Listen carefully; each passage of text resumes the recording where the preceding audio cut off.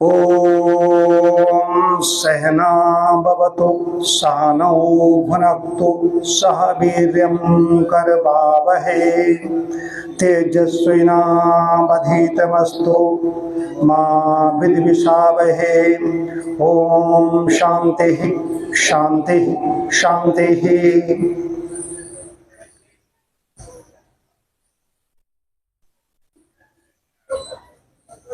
वायुमंडल में वेद की तरंगे हैं।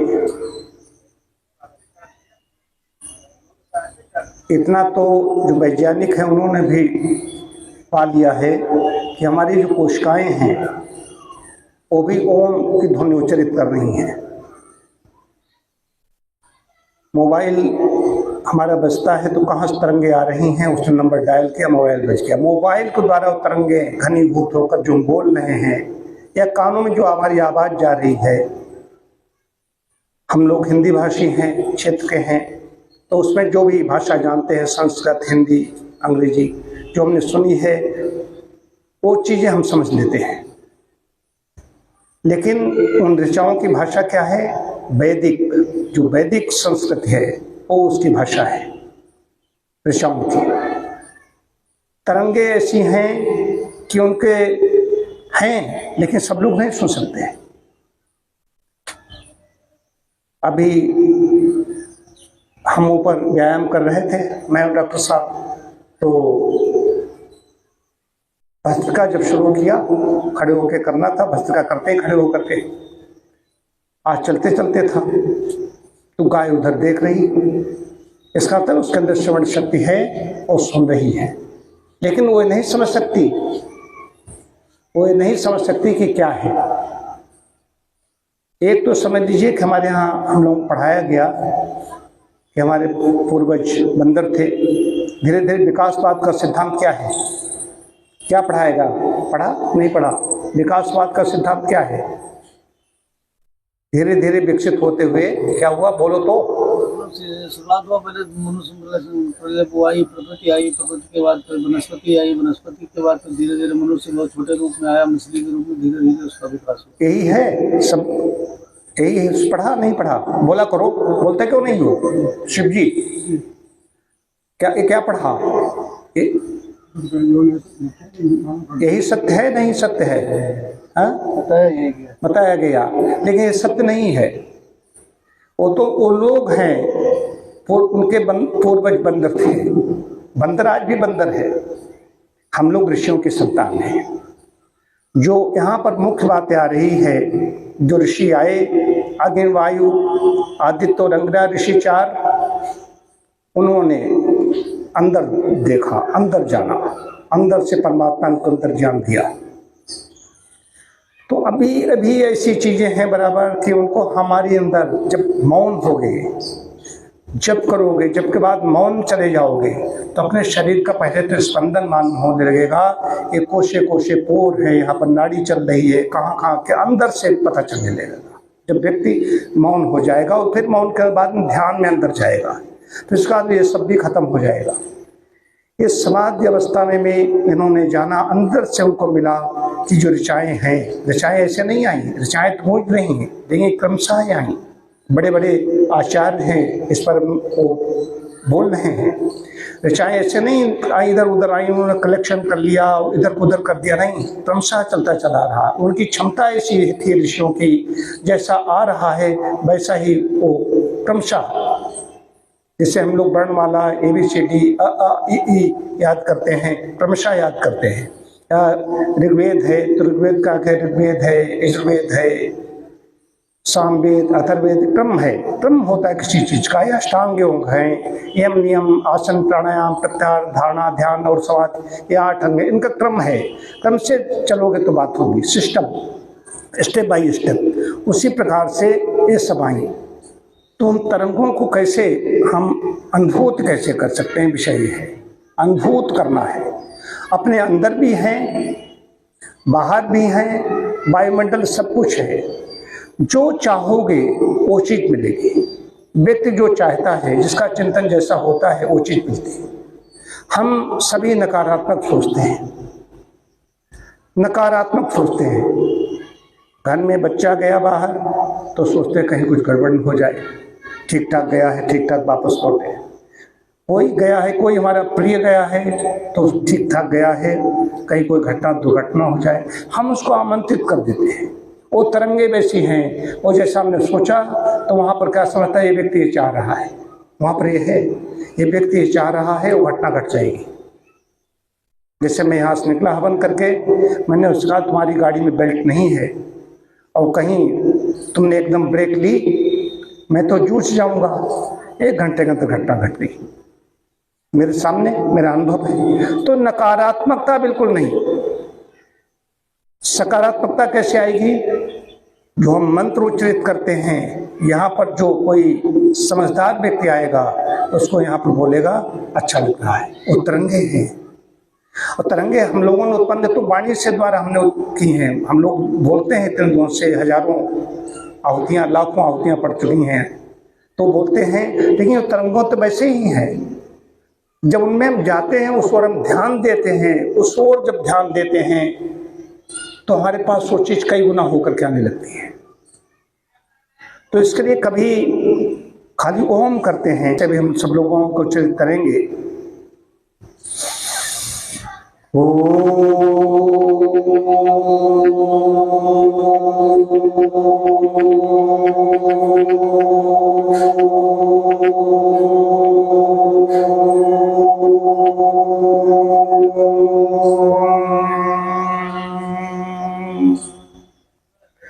ओम उच्चारित किया।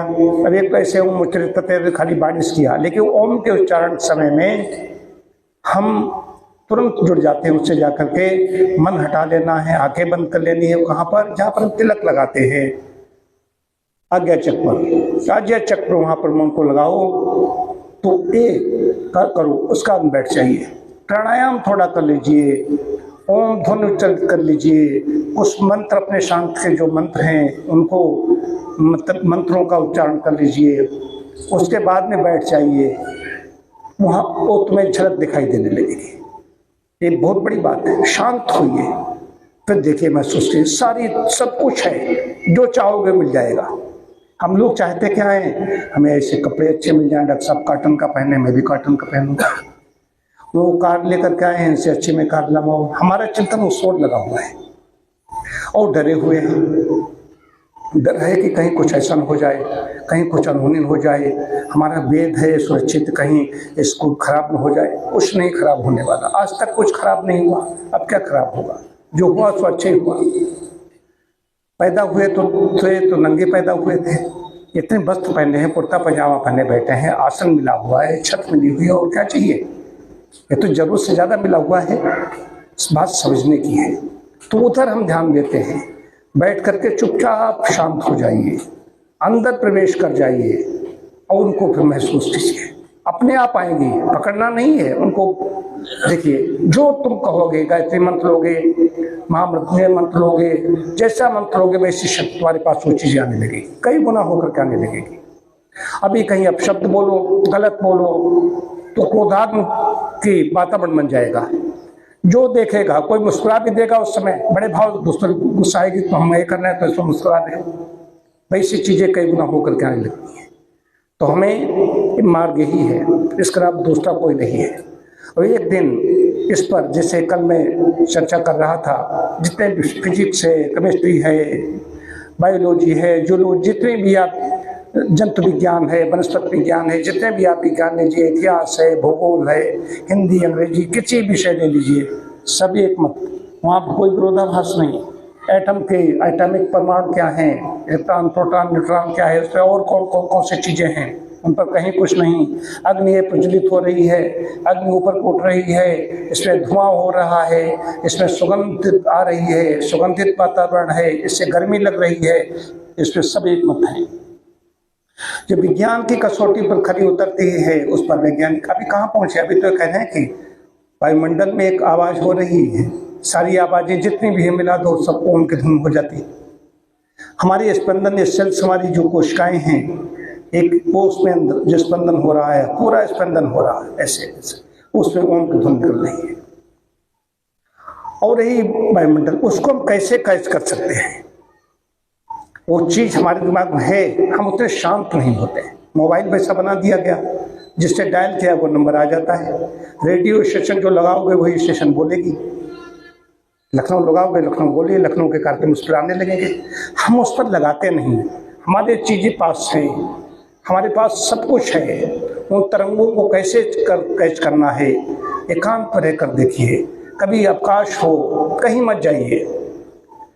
अगर एज करने भी जो सदस्य यहाँ पर रह रहे वो भी अगर संकल्प लेने के 2-3 दिन के लिए हमें अपनी साधना करनी है, मैं वहाँ भी यशशाला में भी नहीं जाऊँगा, वहीं पर बैठ करूँगा। या वो व्रत ले लें कि हम तो दिन भर यहीं रहेंगे। उनकी खान पान की सारी व्यवस्था यहाँ का है, कल करेगा। फलाहार की व्यवस्था होगी, सब कुछ होगी। और कहोगे आज मुझे मौन रहना है। एक व्यक्ति हमारे पास बाहर से आ रहा है, बड़ा व्यक्ति आ रहा है, वो कह रहा है यहाँ रहने की व्यवस्था डाक बंगले में या अन्यत्र उनकी होगी।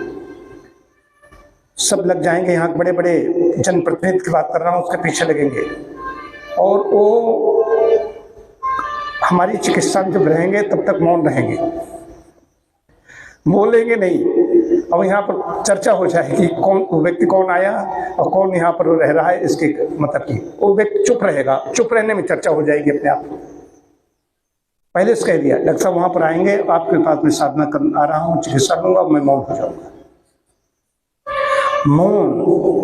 मौन खाली मनों कलहो नास्त, मौन का ये है, मौन के लाभ है, मना शांत है, नहीं।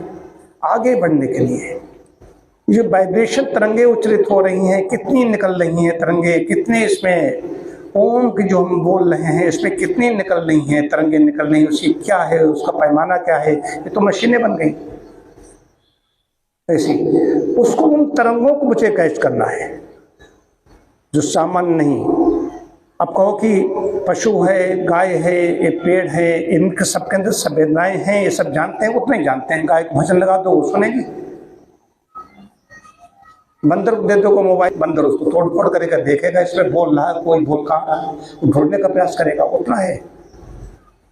वो बिल्कुल मस्तिष्क नहीं, उससे हमारा मस्तिष्क विकसित हो गया। ऋषियों के संतानें हैं हम, जहाँ पर थे, जहाँ पर हमारे ऋषि थे पिता। जब भी हम उन्नत करते हैं और देखते हैं तो कहते हैं हम इतने उन्नत लोगों को दिखाई देता, वो तो ये हो गए, वो तो ये हो गए। लेकिन हमारे पिता जहाँ पर थे उन्होंने गाय को दूध मुझे खिलाया, गाय का खेत खिलाया, हम आगे नहीं खिला पा रहे हैं, हम स्वयं नहीं खा पा रहे हैं। तो ये बड़ी चीज़ है। वो थे, वो शांत थे, वो संतोषी थे, हमें कहीं कहीं असंतोषी थे, उससे हम संतुष्ट नहीं थे, नहीं हुई पर हम भी होते। तो आगे बढ़ने की कोशिश की, क्या मिला? यही कर रहे हैं, यही करना थे तो वहाँ पर गांव में भी कर सकते थे। किसने रोका था इसको करने के लिए? संध्याएं अभिषेक लेकर के आए बाग से, बोरी पीछे पड़ी हुई देखिए रखी हुई, लाए वहां से। तो किसने बाग लगाया? वहां संध्याएं आई। संध्याएं ऐसी अब आती हैं, इसमें लगाई गई तो हमें लगता है कि हमारे बाग की संध्याएं लगी, लेकिन बाग के मैंने लगाया, मेरे पिताजी का लगाया हुआ बाग। तो सारे विषय हैं, चिंतन की बात बता रहा हूँ। जहाँ पर हम हैं वहाँ पर संतुष्ट नहीं, भाग करके वही आनंद प्राप्त करना चाहते हैं। कोई सर्विस करके पैसा मिलेगा, काहे के लिए आनंद मिलेगा, बस खरीदेंगे। तो बाहर प्राप्त करके अंदर से हम खो देते हैं। आवश्यकताओं की पूर्ति के लिए चाहिए। रोटी एक मजदूर श्रमिक जुटाता है, वो तरंगों को नहीं बात करेगा, वो नहीं कैद करेगा। आपके पास, सबके पास रोटी मिल रही है तो इसको देखिए। खाली मना शांत तो है ही है, मना शांत वैसे देखिए, आगे बढ़ना है, उन तरंगों को कैच करना है। कैसे मिलेंगी? आप चुप हो जाओ, मौन हो जाओ, बोलो तो ओम बोलो, मंत्र बोलो, धुन यहाँ से जो निकलेगी, जो तरंगे निकलेंगी वही तरंगे तुम्हारे पास आ जाएंगी। एक बात बताई है, इसलिए मैं बाहर नहीं निकलता हूँ। बाहर निकलने में तरंगे हमारी प्रभावित होती हैं। दूसरी तरंगे नकारात्मक वातावरण है, नकारात्मक तरंगे होती हैं, वो अटैक करती हैं चारों ओर से। तो तरंगों का बड़ा खेल है। तरंगों को डॉक्टर साहब, तरंगों में दृष्टि की भी, जो कहते हैं कि हमारे यहाँ कहा जाता है नजर लग जाती है, नजरों के तरंगे होती हैं। ऐसी ऐसी दृष्टि है, होम्योपैथी में औषध बनाई। इतना बड़ा साइंटिस्ट हुए डॉक्टर हनीमैन, उन्होंने औषधि दी है, नजर लगने की औषध, होम्योपैथी में औषध है। बोलो शिव कुमार, है नहीं औषध? कौन है? नाम बताओ। शायद नहीं, नाम नहीं मालूम, बोलिए। बड़ा बिक बैठा हुआ है, याद मना करो, हम नहीं मालूम जी। आइपेरिकम तो क्यों बनाई? कहते नजर नहीं होती, नजर ऐसी ऐसी दृष्टि पड़ गई, नकारात्मक है। तो हमारे पिताजी कहते थे, वो तो उनकी बात वैज्ञानिक शब्द बनी नहीं थी, तो कहते अरे ऐसी ऐसी नजरिया हैं, मार दें तो पत्थर चटक जाए पत्थर चटक जाए। तो नजर की औषध क्यों बना दी कि नजर लगी, नजर उतारो। हर अफवाह के पीछे सच्चाई छुपी होती है। कोई अफवाह हो, विश्वास ही बाद में अंधविश्वास बन जाता है। पहले विश्वास था कि फला वो डॉक्टर साहब थे यहाँ पर, वो तो नित्य भोजन करते थे, अब नहीं रहे, उनकी मूर्ति लगा दी, अब यहीं पर उनके जाओ, उनको देख लो, तुम्हारा कल्याण हो जाएगा। यही अंधविश्वास हो गया। विश्वास था कोई, अंधविश्वास हो गया। तो हर अफवाह के पीछे सच्चाई छुपी होती है। खंडहर बताते हैं कि इमारत कितनी बुलंदी, खंडहर अगर है तो इसका मतलब कुछ तो था। तो नजर उतारो भैया, तो नजर उतारी जा रही है, उतार नहीं नजरें। तो नजरें कैसी है? आज अभी कुछ दिन पहले चर्चा हुई थी का नजर की औषध होम्योपैथी में। ये तरंगों का खेल है। तरंगे नकार कहने का मतलब है नकारात्मक है या मतलब कि सकारात्मक है, दोनों तरह की बातें बड़ी है। वही मतलब दैवीय शक्तियां हैं, वास्तविक शक्तियां हैं। जहाँ सकारात्मक वातावरण है, देव हैं, दैवीय शक्तियां हैं, जहाँ नकारात्मक है, दोनों तरह के हैं। तो सकारात्मकता हमें के, नकारात्मकता हमें नहीं, सकारात्मकता वैसी तरंगे आए, उनका आनंद लेकर देखिए। जप में, मौन में, एकांत सेवन में प्राप्त होगा। ओम शांति शांति शांति।